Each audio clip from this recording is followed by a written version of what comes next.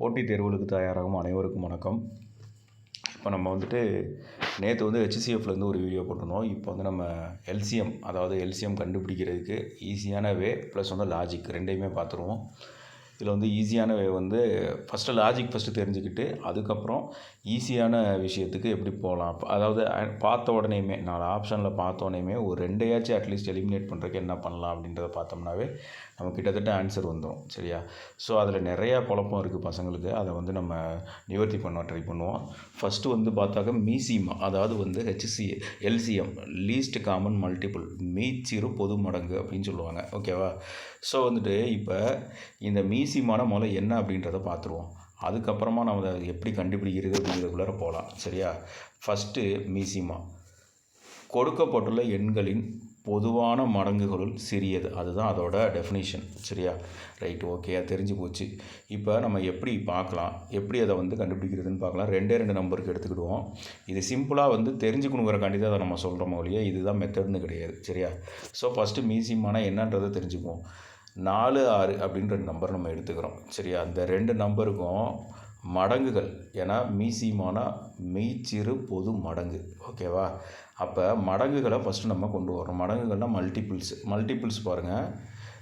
4க்கான multiple 4, 8, 12, 16, 20, 24ன்னு அது போய்கிட்டே இருக்கும். இது நம்மளால் நிப்பாட்ட முடியாது. இன்ஃபினிட்டி வரைக்கும் பதில் போய்கிட்டே இருக்கும். ஓகேவா? அதான் 3 டாட்டோட வச்சுக்கிறோம். அதே மாதிரி 6ஓட மல்டிபிள்ஸ் பார்த்தா 6, 12, 18, 24 அப்படின்னு சொல்லிட்டு போய்கிட்டே இருக்கும். இதை நம்ம நிப்பாட்ட முடியாது. ஓகேவா? இந்த இடத்துல தான் நிற்கும், நம்மளால் சொல்ல முடியாது. ஓகே, இப்போ இதெல்லாம் 4க்கும் 6க்கும் உண்டான மடங்குகளை நம்ம எழுதியாச்சு. 2 எண்களுக்கும் பொதுவான மடங்குகள் எது அதை பாருங்கள். 2லேயுமே வர்றது எது?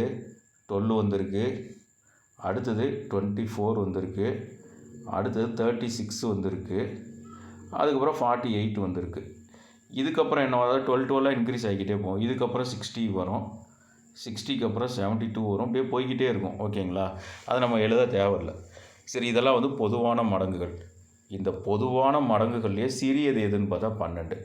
12 இருக்குது, 24 இருக்குது, 36 இருக்குது, 48ன்னு போய்கிட்டே இருக்குது. இதில் சிறியது எதுன்னு பார்த்தா 12. அதுதாங்க அந்த 2க்கும் உண்டான மீசிமா.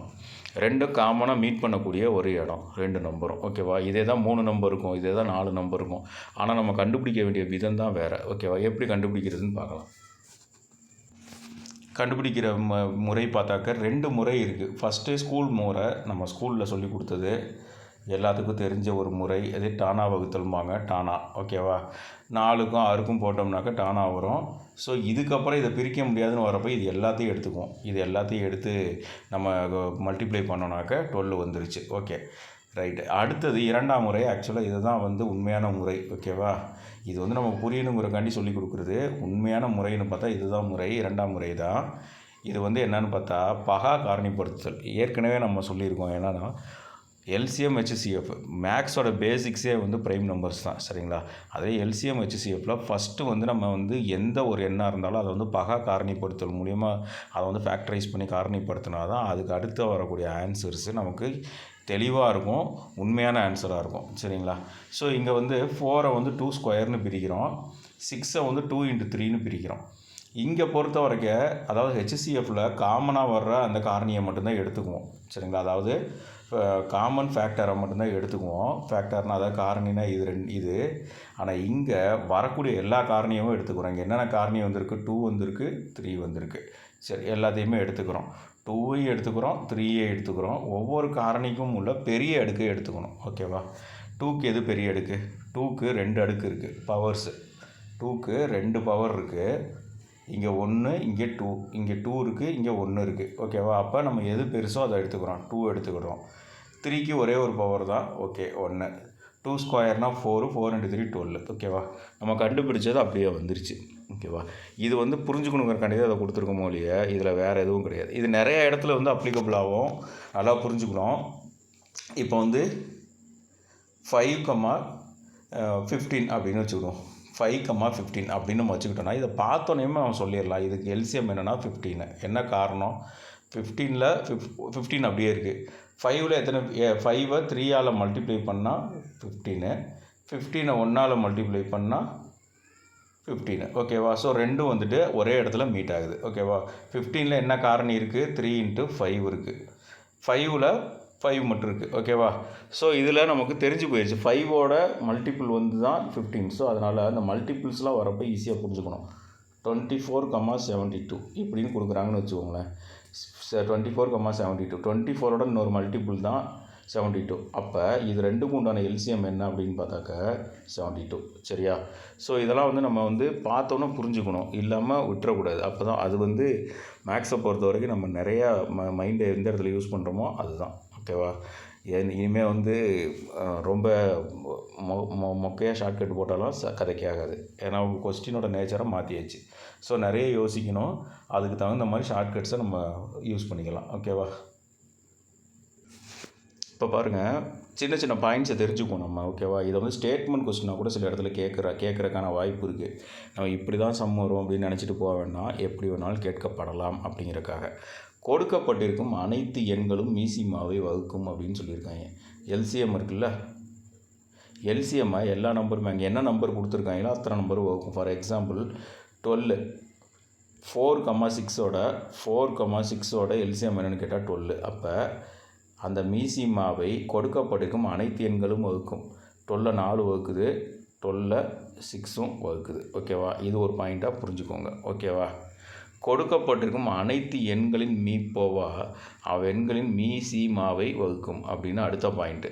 இதெல்லாம் நம்ம கண்டுபிடிச்சி வச்சுருக்கோம், ஒவ்வொன்றையாக யூஸ் பண்ணிக்குவோம் ஓகேவா.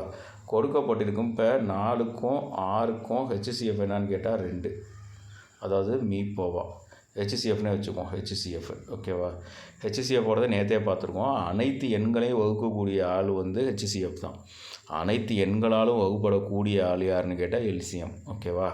ஸோ இப்போ ஒரு 3 நம்பர் கொடுத்துட்டாங்க, அதுக்கு எல்சிஎம்மும் நம்ம கண்டுபிடிச்சாச்சு, ஹெச்சிஎஃப்பும் கண்டுபிடிச்சாச்சுன்னு வச்சுக்கோங்க.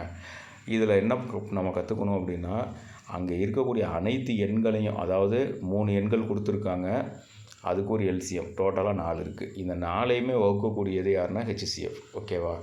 ஓகே, அடுத்தது அங்கே இருக்க எல்சிஎம் இருக்குல்ல, ஒரு எல்சிஎம்னு ஒரு நம்பர் கண்டுபிடிச்சிருக்கோம். அது வந்து அந்த கொடுக்கப்பட்டிருக்கும் எண்களோட ஹெச்சிஎஃப் அதாலேயும் வகுப்படும் பார்த்தாச்சு. அப்புறம் எத்தனை நம்பர் கொடுத்துருக்காங்களோ அத்தனை நம்பராலேயும் வகுப்படும் ஓகேவா. இதுதான் லாஜிக். இதை புரிஞ்சுக்கிட்டாவே நம்ம அடுத்தடுத்த சம்ஸுக்கு போயிடலாம். இங்கே தான் அதுதான் போட்டிருக்கு. கொடுக்கப்பட்டிருக்கும் அனைத்து எண்களையும் அவற்றின் மீசிமாவையும் மீப்போவா வகுக்கும் ஹெச்சிஎஃப் வந்து வகுத்து விட்றோம். மீசிமாவானது கொடுக்கப்பட்டிருக்கும் எண்களாலும் அவற்றின் மீப்போவாலும் வகுப்படும். இதை வச்சு என்ன கொஸ்டின் கேட்பாங்க, இரு எண்களின் மீப்போவா 8, கீழ்கண்டவற்றில் எது அந்த எண்களின் மீசிமாக இருக்க முடியாதுன்னு கேட்குறாங்க. மீப்போவா 8ன்னு கொடுத்துட்டாங்க. இது நம்ம சம் ஏற்கனவே பார்த்துருப்போம். இதில் அதாவது மீசிமாவை வந்து மீப்போவா வகுக்கணும், அப்போ தான் வந்து அது ஆன்சரு. இங்கே 24 கொடுத்துருக்கான், எல்சிஎம் 24. எல்சிஎம் 24 இருக்க முடியுமா? ஓகே, 8ஆல் டிவைட் பண்ணி பார்க்குறோம். 24 8ஆல் டிவைட் பண்ணி பார்க்குறோம், டிவைட் ஆகுது. 48 எல்சிஎம்மாக இருக்க முடியுமா? 8ஆல் டிவைட் பண்ணி பார்க்குறோம், டிவைட் ஆகுது. ஸோ இருக்கிறதுக்கான வாய்ப்பு இருக்குது. அடுத்தது 60 கொடுத்துருக்கோம். 60 நம்ம 8ஆல் டிவைட் பண்ணுறோம். 60 8ஆல் டிவைட் பண்ணுறப்ப டிவைட் ஆகாது ஓகேவா. 7 × 8 56, அப்போ வராது. கடைசியாக 72. இது வரலன்னா ஆன்சர் அவ்வளோதான், முடிஞ்சிருச்சு. இதுக்கு இங்கே போக தேவையே கிடையாது சரியா. அடுத்தது என்னென்ன கேள்வியில் என்னென்ன வார்த்தைகள் வந்தால் அது வந்து மீசிமா கண்டுபிடிக்கணும்னு பார்த்தாக்க, வகுப்படக்கூடிய எண்ணுன்னு கேட்பாங்க. மோஸ்ட்லி அனைத்து எண்களாலும் வகுப்படக்கூடிய மிகச்சிறிய எண்ணுன்னு கேட்பாங்க. ஹெச்சிஎஃப்பை பொறுத்த வரைக்கும் பெரிய எண்ணுன்னு கேட்பாங்க, வகுக்கக்கூடிய பெரிய எண்ணுன்னு கேட்பாங்க. எல்சிஎம்மை பொறுத்த வரைக்கும் வகுப்படக்கூடிய சிறிய எண் அப்படிம்பாங்க. வேறு எக்ஸாம்பிள் 4, 6 ஆகியவற்றால் வகுப்படக்கூடிய மிகச்சிறிய எண் எதுன்னு கேட்டால் அது ரெண்டுக்கு எல்சிஎம் கண்டுபிடிக்கணும். அதான் 12 ஆன்சர், நம்ம ஏற்கனவே பார்த்தோம் ஓகேங்களா. அது மாதிரி வகுப்படக்கூடிய எண்ணுன்னு கேட்பாங்க, சிறிய எண்ணுன்னு கேட்பாங்க. ஒரு வார்த்தை